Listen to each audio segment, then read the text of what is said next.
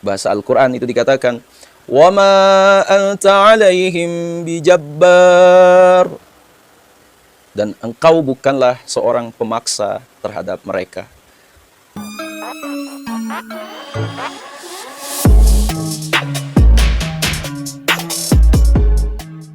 Bismillahirrahmanirrahim. Alhamdulillahilladzi an'amana bi ni'matil imani wal islam. Wa nusalli wa nusallimu ala khairil anam Sayyidina Muhammadin wa ala alihi wa sahbihi ajma'in, amma ba'du. Azabiku semua yang dimuliakan Allah Subhanahu wa taala. Awalan dari video ini kami mengutip dari perkataan Abi Quraish Shihab. Wajar jika ada pihak yang memperhatikan garis keturunan, termasuk keturunan Nabi Muhammad SAW. Namun, Abi Quraish Shihab mengingatkan agar tidak perlu mengklaim keturunannya siapa. Jika sebagai keturunan Nabi, maka buktikanlah dengan akhlak dan ilmu.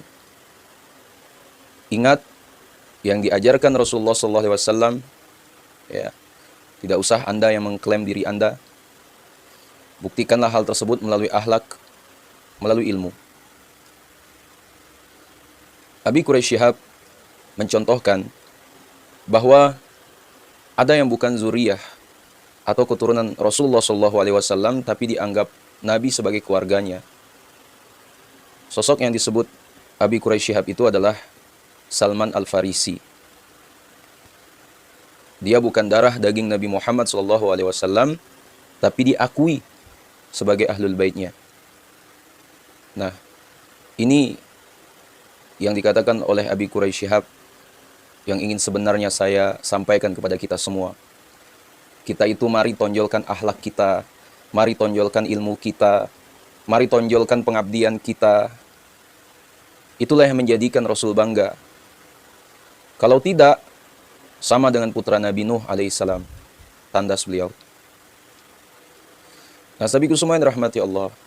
Sementara itu, Buya Yahya menjelaskan bahwa zuriyah Nabi adalah nasab agung. Karena nasabnya tersambung kepada Nabi Muhammad SAW melalui Sayyidah Fatimah Az-Zahra. Sebagai umat Nabi Muhammad SAW, ada kewajiban-kewajiban kepada zuriyahnya. Di antaranya memberikan perhatian, penghargaan, dan rasa cinta. Ini yang harus kita pahami.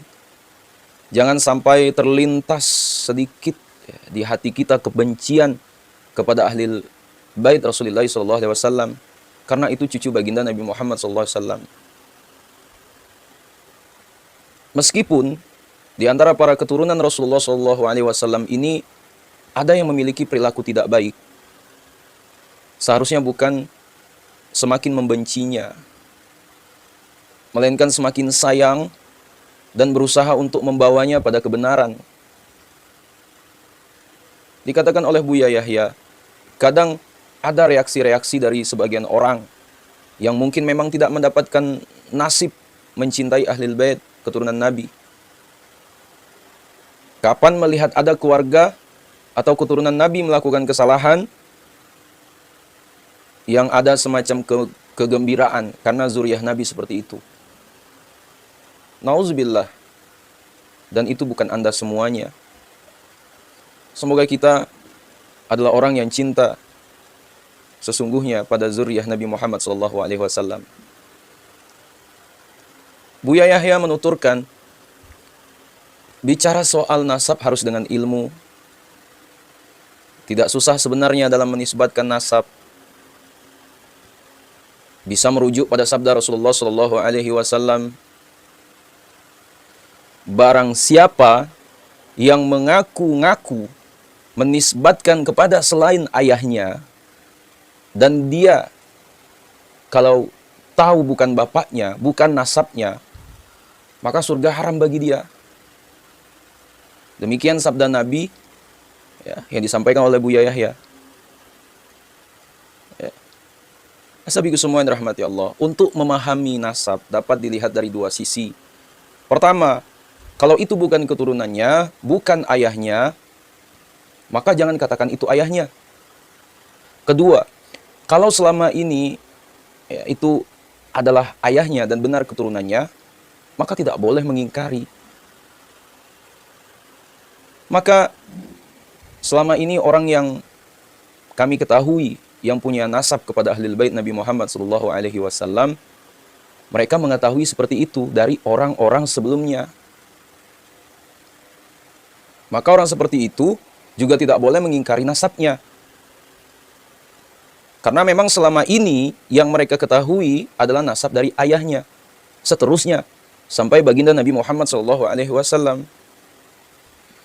Sabiku semua rahmati Allah Subhanahu wa taala. Jadi memahami hadis tersebut jangan salah. Sisi lain, Anda kalau tidak punya nasab kepada baginda Nabi, jangan mengatakan keturunan Nabi. Tapi kalau selama ini Anda mendengar dari orang tua Anda, paman Anda punya nasab kepada Nabi Muhammad SAW, tidak boleh menafikan nasab itu. Sabiku semua rahmati Allah, Buya Yahya meminta umat Islam paham akan hal ini. Jangan sampai akhirnya zalim karena menolak nasab orang lain. Apalagi nasabnya bersambung sampai ke Rasulullah SAW. Ya. Kata Buya Yahya, ayo siapapun dari kita jangan mudah mengatakan memutus atau menafikan nasab seseorang. Tidak hanya zuriyah Nabi saja, nasab seseorang juga. Pesan Buya Yahya. Ya. Pastinya kita sedih ketika mendengar ada pengingkaran-pengingkaran soal nasab habaib di Indonesia. Ya. Padahal zuriyah Nabi yang ada di Indonesia itu sangat menjaga nasabnya. Dikatakan oleh Buya Yahya, untuk menentukan nasab sederhana dalam bab fikih. Bagaimana menentukan nasab? Nasab itu adalah dengan ikrar. Kalau orang mengaku ini adalah abahku dan ini adalah ayahku, dan tidak diingkari oleh akal, misalnya umur sama, kita tidak boleh mengingkari. Kita menuduh orang lain bukan sambung nasab, sementara mereka mengatakan sambung nasab. Kita seperti menuduh berzina. Hati-hati. Sabiku semua rahmati Allah, selagi satu keluarga sudah mengatakan mereka mempunyai nasab, maka kita percayakan. Karena keluarga itu yang menjaga, bukan orang lain yang menjaganya. Kecuali dengan dalil seyakin-yakinnya bahwa itu dusta. Contoh, umurnya lebih kecil kok jadi bapaknya. Atau misalnya, ini itu sudah masyhur bahwa anaknya ini kok tiba-tiba ada yang ngaku anaknya fulan. Sabiku semua yang rahmati Allah Subhanahu wa taala, pun dikatakan oleh Kiai Haji Ma'ruf Khazin, tahaddus bin ni'mah. Alhamdulillah, selama muda usia saya dihabiskan banyak mempelajari ilmu fikih. Alhamdulillah, Allah memberi pertolongan bagi saya sampai dapat khatam ngaji kitab-kitab induk mazhab Syafi'i seperti Fathul Wahab, Syarah Mahalli ala Al-Minhaj, dan Muhazzab. Sistem kelas dan diskusi yang saya ikuti hingga khatam adalah Fathul Qarib di Pondok Ploso antara tahun 2000 hingga 2002. Kitab hadis yang saya simak dan mencatat dari guru saya adalah Sahih Al-Bukhari. Langsung saya simak dari Kiai Haji Nurul Huda Jazuli, Ayahanda Gus Kausar. Selama di Pontianak, kajian-kajian selalu saya buka tanya jawab. Karena di Pontianak ada banyak habaib, baik lulusan Pondok Dalwa, dari keturunan Sultan Al-Qadri, habaib dari Madura atau Melayu. Beberapa kali para penanya mengangkat tema ini. Dikatakan oleh Kiai Haji Ma'ruf Khazin, haram bagi saya untuk berkhianat pada ilmu yang telah diamanahkan oleh Allah kepada saya. Tidak mungkin secara sadar dan sengaja saya menyampaikan jawaban yang bertentangan dengan ilmu saya. Saya harus amanah secara ilmiah. Bismillah, Pertama, saya awali dari ilmu hadis. Dalam Sahih Al-Bukhari, kitab hadis paling tinggi validitasnya, Imam Al-Bukhari menulis bab Asy-syahadati 'alal ansabi war radha'il mustafidi wal mautil qadimi. Wa qala an-nabiy sallallahu alaihi wasallam arda'atni wa aba salamata suwaibat wa tasabbuti fihi. Bab kesaksian nasab dan ASI yang sudah tersebar luas dan kematian yang sudah berlalu. Hadis. Aku dan Abu Salamah diberi ASI oleh Suwaibah dan berpegang teguh pada hal tersebut. Hadis riwayat Imam Al-Bukhari. Asabiku semua, dari hadis ini pensyarah Sahih Al-Bukhari yang bergelar Amirul Mukminin fil Hadis, Al-Imam Al-Hafiz Ibnu Hajar, itu menjelaskan hadhihi at-tarjamah ma'qudah li syahada al-istifadah wa dzakara minha an-nasaba war-radha'ah wal-maut al-qadim.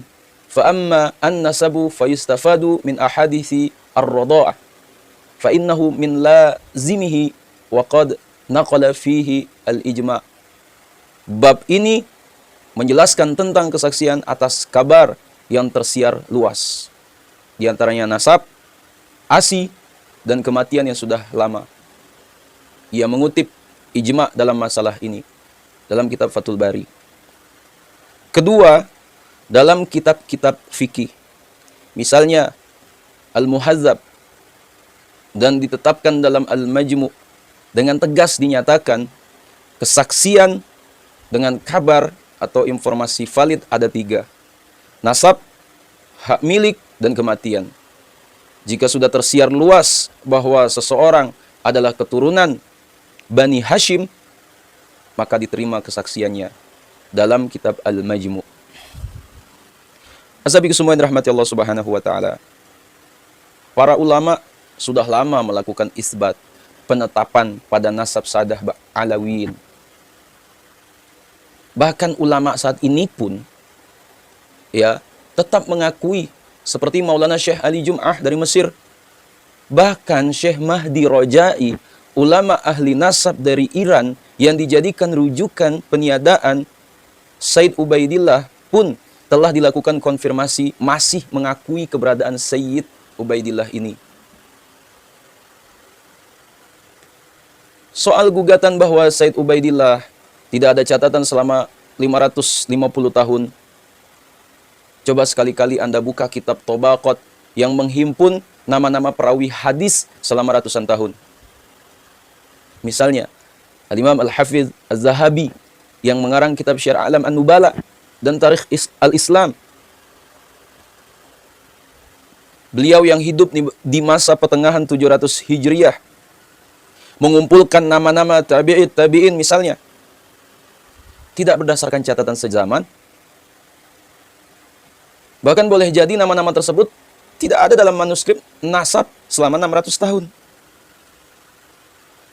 Tapi oleh para ahli hadis, semuanya diterima berdasarkan syuhrah wal istifadah, atau kabar luas di kalangan umat Islam. Demikian pula Imam Al-Hafiz Al-Mizzi dalam Tahzibul Kamal, juga Imam Al-Hafiz Ibnu Hajar dalam Lisanul Mizan atau Tahzibut Tahzib, dan sebagainya. Sabiku semua yang rahmati Allah Subhanahu wa taala, kami tidak mau merusak tatanan ilmu nasab dalam hadis dan fikih yang sudah diterima oleh para ulama. Dan kami juga tidak mau menukar dengan cara baru oleh segelintir orang-orang yang levelnya belum mencapai derajat seperti nama-nama ulama atau imam yang kami sebutkan tadi. Apalagi yang cuma cari followers di medsos. Ya, asabiku semua, kami sudah menyampaikan dalil dan ilmu. Pijakan ilmu ini pula yang kami bawa hingga pertanggungjawaban di akhirat. Soal kalian tidak percaya karena belum mengaji atau memang tidak menerima, itu tak ada urusan bagi kami. Terakhir, asabiku semua, bahasa Al-Quran itu dikatakan, وَمَا أَنْتَ عَلَيْهِمْ بِجَبَّارٍ, dan engkau bukanlah seorang pemaksa terhadap mereka. Dalam Quran surat Qaf ayat 45. Nah, sabi kesuman rahmati Allah Subhanahu wa taala, mungkin itu yang dapat kami sampaikan. Ya, sekiranya video ini bermanfaat, silakan share kepada orang-orang kita cintai, dan juga jangan lupa share ke akun media sosial kalian yang lainnya agar jauh lebih bermanfaat lagi. Wallahu alam. Assalamualaikum warahmatullahi wabarakatuh.